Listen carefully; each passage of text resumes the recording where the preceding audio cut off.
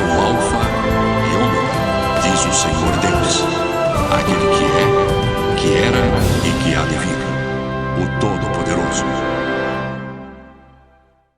E na primeira parte dessa nossa congregação, nós vamos começar logo meditando no primeiro capítulo do livro do profeta Miqueias. Miqueias, capítulo de número 1.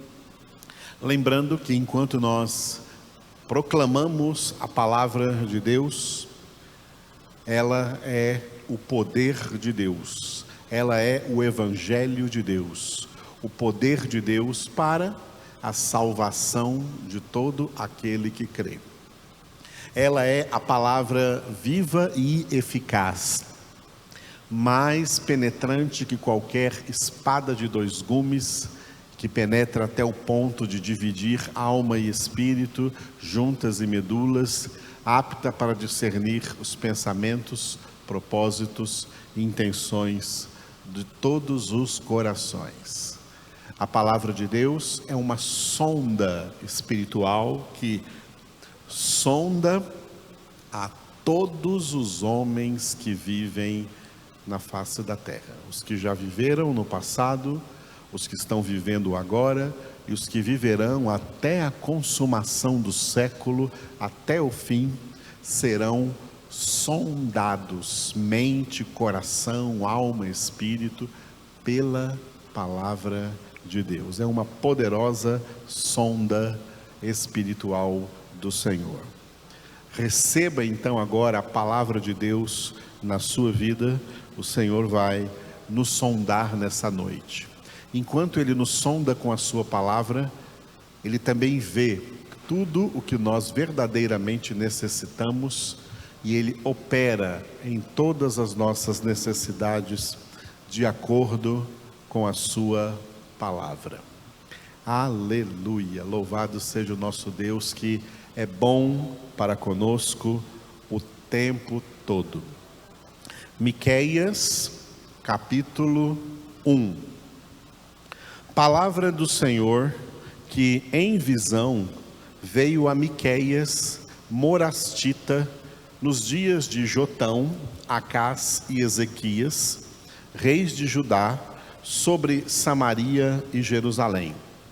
Ouvi todos os povos, prestai atenção, ó terra, e tudo o que ela contém, e seja o Senhor Deus testemunha contra vós outros, o Senhor desde o seu santo templo, porque eis que o Senhor sai do seu lugar e desce e anda sobre os altos da terra. Os montes debaixo dele se derretem e os vales se fendem. São como a cera diante do fogo, como as águas que se precipitam num abismo. Tudo isto por causa da transgressão de Jacó e dos pecados da casa de Israel. Qual é a transgressão de Jacó? Não é Samaria? E quais os altos de Judá? Não é Jerusalém? Por isso, farei de Samaria um montão de pedras do campo, uma terra de plantar vinhas, farei rebolar as suas pedras para o vale e descobrirei os seus fundamentos. Todas as suas imagens de escultura serão despedaçadas, e todos os salários de sua impureza serão queimados. E de todos os seus ídolos eu farei uma ruína, porque do preço da prostituição os ajuntou, e a este preço volverão. Por isso lamento e uivo. Ando despojado e nu, faço lamentações como de chacais e pranto como de avestruzes, porque as suas feridas são incuráveis. O mal chegou até Judá, estendeu-se até a porta do meu povo, até Jerusalém. Não o anuncieis em Gate, nem choreis, revolvei-vos no pó, em Bet-Leafra. Passa, ó moradora de Safir, em vergonhosa nudez. A moradora de Zaanã não pode sair. O pranto de Bet-Ezel tira de vós o vosso refúgio. pois a moradora de Marote suspira pelo bem, porque desceu do Senhor o mal até a porta de Jerusalém. Ata os corcéis ao carro, ó moradores de Laques. Foste o princípio do pecado da filha de Sião, porque em ti se acharam as transgressões de Israel. Portanto, darás presentes de despedida a Moresete e Gate. As casas de Axibe serão para engano dos reis de Israel. Enviar-te-ei ainda quem tomará posse de ti, ó moradora de Maressa. Chegará até Adulão a glória de Israel. Faze-te calva e tosquia-te por causa dos filhos que eram as tuas delícias. Alarga a tua calva como a águia, porque de ti serão levados para o cativeiro. Começamos então hoje a leitura deste livro de 7 capítulos durante as nossas congregações, hoje com o primeiro capítulo. O profeta Miqueias, ele foi um profeta contemporâneo do profeta Isaías. Um dos maiores livros do Antigo Testamento, o livro do profeta Isaías. Miqueias viveu na mesma época de Isaías. E o livro do profeta Miqueias, de apenas 6 capítulos, pode ser considerado uma espécie de resumo, sumarização do livro do profeta Isaías, de 66 capítulos. Assim como Isaías, Miqueias é usado pelo Senhor, pelo Espírito de Deus, inspirado pelo Espírito de Deus, para, dentro deste livro, profetizar a primeira vinda de Jesus, a vinda do Messias, a vinda do Salvador. Mas também, assim como o profeta Isaías, o profeta Miqueias é levantado por Deus para repreender a nação de Israel. Uma nação que, nessa época, estava dividida entre Reino do Norte e Reino do Sul. O Reino do Norte mantinha o nome de Israel e a capital era Samaria, e o Reino do Sul mantinha o nome da maior tribo do sul, a tribo de Judá, que era a tribo messiânica, a tribo onde estava acontecendo a linhagem, a genealogia de Jesus Cristo, cuja capital era Jerusalém, onde o rei Salomão havia construído o templo do Senhor, o templo de Deus. Bom, nessa altura, Israel era uma nação dividida. E como a palavra de Deus declara, um reino dividido não pode subsistir. Portanto, a nação de Israel era um reino dividido que estava sofrendo uma bancarrota, um fracasso total de tudo aquilo que Deus havia planejado que Israel não precisasse sofrer se vivesse segundo a fé abraâmica, seu patriarca, se vivesse segundo a lei dada por Moisés, o seu primeiro juiz e pastor, que o conduziu esse povo por 40 anos através do deserto. Nessa época de Isaías e de Miqueias, o povo que era chamado povo de Deus estava desviado de Deus. O povo estava sem palavra, o livro da lei, a Torá, estava desaparecida, escondida em algum lugar que ninguém achava. Só quem veio achar o livro da lei muitos anos mais tarde foi o rei Josias. Fora isso, Israel estava numa total decadência espiritual, se encheu de ídolos, desobedeceu o que Moisés falou repetidas vezes no Deuteronômio, para não cometer as práticas abomináveis dos povos que moravam na terra de Canaã, que Deus deu a eles, e eles desobedeceram em tudo a Deus, estavam sem palavra de Deus, estavam na desobediência, estavam cheios de ídolos, cheios de idolatrias, mas tinha sacerdotes lá que deveriam estar ensinando a lei do Senhor, a palavra do Senhor. Os sacerdotes eram os pastores daquela época e que deveriam estar zelando pela palavra de Deus, mas não estavam, e estavam tendo ainda no templo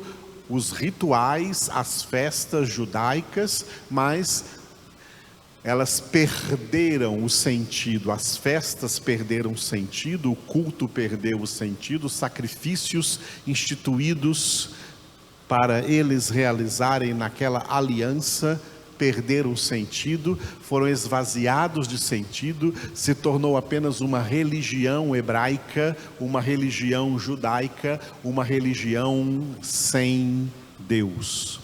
Isso acontece quando o povo de Deus perde a espiritualidade por se conformar ao mundo e viver de acordo com a forma que todas as pessoas do mundo também vivem. E isso é uma profecia para todos os tempos, porque também nós observamos isso agora, no tempo de hoje, naqueles que são assim chamados crentes, evangélicos, protestantes, que na sua maioria estão afastados de Deus. As igrejas denominacionais protestantes, o sistema denominacional protestante vive uma crise que vem de 40 anos, 4 décadas aí passadas de resfriamento espiritual e de, no lugar de ídolos de escultura, como teve Israel, as igrejas evangélicas se encheram de heresias, de falsas doutrinas que mataram a espiritualidade desses crentes, e esses crentes estão na sua maioria espiritualmente mortos. Essas igrejas estão como a igreja, 2 igrejas citadas no livro Apocalipse, no capítulo de número 3. Primeiro, como a igreja de Sardes. A igreja de Sardes, Jesus deu uma mensagem assim: tu tens nome de que estás vivo, mas estás morto. Tu tens o nome de que és uma igreja viva, mas és uma igreja morta. Só tem uma aparência de igreja, só tem uma pintura de igreja, uns ritualismos de igreja, mas é uma igreja morta. E a segunda igreja citada também em Apocalipse capítulo 3, nesse sentido, é a igreja de Laodiceia, que se achava rica e abastada e que não tinha necessidade de nada. Isso fala de igrejas de elite, igrejas elitistas, igrejas grandes, igrejas ricas, igrejas poderosas, igrejas luxuosas, onde as pessoas se sentem bem no meio desse luxo materialista, capitalista, mas perderam tanto a espiritualidade que a mensagem de Jesus para Laodiceia foi essa: tu és um ignorante, tu não sabes que tu és miserável, desgraçado, pobre, cego e nu. Igrejas que começaram bem, começaram no Espírito e perderam a graça, perderam o Espírito Santo, perderam a palavra de Deus, perderam a direção, perderam o norte, se conformaram com o mundo. Igrejas mundanizadas, ao invés de evangelizar o mundo, foram mundanizadas pelo mundo. Esses evangélicos, ao invés de evangelizar o mundo, foram mundanizados por ele. Eles não têm mais a marca de Cristo, o selo de Cristo. Eles têm a marca do mundo, a moda do mundo, os ídolos do mundo, o jeito de falar do mundo, até as músicas do mundo e o estilo musical do mundo. Entrou portas adentro por essas igrejas, numa desculpa esfarrapada de ganhar jovens.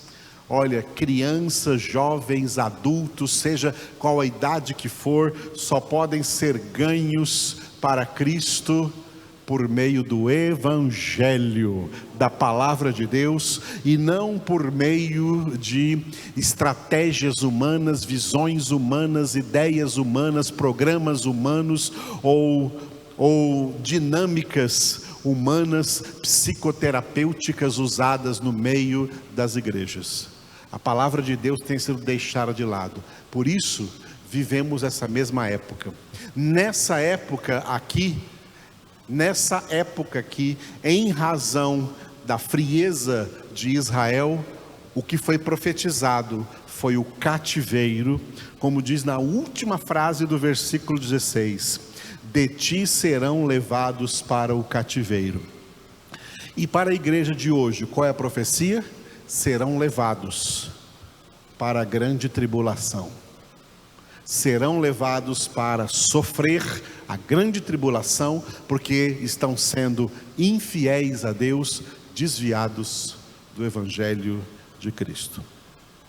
Então, a análise histórica desse primeiro capítulo de Miqueias, aplicada à realidade espiritual, de crise espiritual que a igreja evangélica vive hoje no mundo.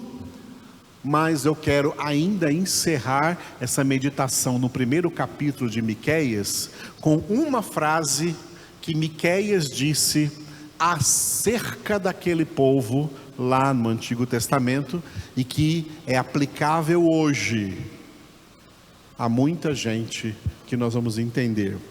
A frase está no versículo 9, que diz assim, somente essa frase: as suas feridas são incuráveis. As suas feridas são incuráveis. A humanidade foi ferida com uma ferida incurável que se tornou a causa de todas as demais feridas incuráveis sobre todos os homens. E o que o contexto da palavra de Deus nos ensina é o seguinte: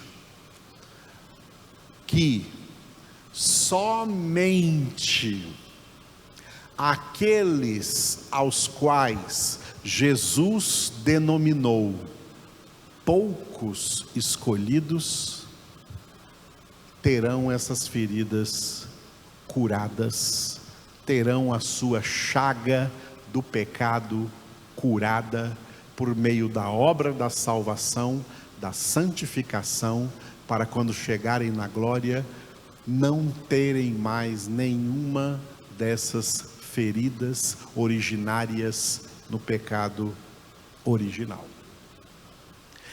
Todos os demais, para todos os que Jesus chamou de muitos chamados, Mateus 22:14, porque muitos são chamados, mas poucos escolhidos.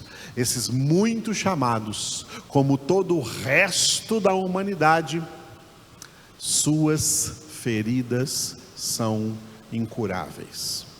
Quando Miqueias entendeu que as feridas de Israel eram incuráveis, as feridas espirituais de Israel eram incuráveis, olha qual foi a reação dele, e que ele disse aqui no versículo 8: por isso eu, Miqueias, lamento e uivo, ando despojado e nu, Faço lamentações como de chacais e pranto como de avestruzes. Por que Miqueias se humilhava dessa forma, sofreu dessa maneira? Porque ele viu que as feridas de Israel eram incuráveis. E hoje, as feridas de dois grupos são incuráveis. Primeiro grupo, um imenso grupo de pessoas do mundo que jamais serão convertidas, porque estão seguindo, conforme Efésios 2:2, o curso desse mundo, segundo o príncipe da potestade do ar, o espírito que atua neles, os filhos da desobediência. E um grupo menor do que esse primeiro, mas também muito grande, é o dos muitos chamados. Os muitos chamados é o grupo dos evangélicos que se transformaram em religiosos, que perderam a sua espiritualidade, que se desviaram do evangelho de Cristo, estão fora do caminho e estão edificando por sua própria conta igrejas lotadas de fogo estranho, de culto estranho, de cultos que escantearam a palavra de Deus, aonde o verdadeiro evangelho não é mais pregado, mas aonde abundam as heresias, as falsas profecias, os falsos pregadores, os falsos pastores, os falsos bispos, os falsos apóstolos, enganando e sendo enganados. As feridas desse povo são incuráveis. A cura do pecado e a cura das feridas que o pecado gera na humanidade, essas feridas só são curadas na plenitude de vida em Cristo Jesus.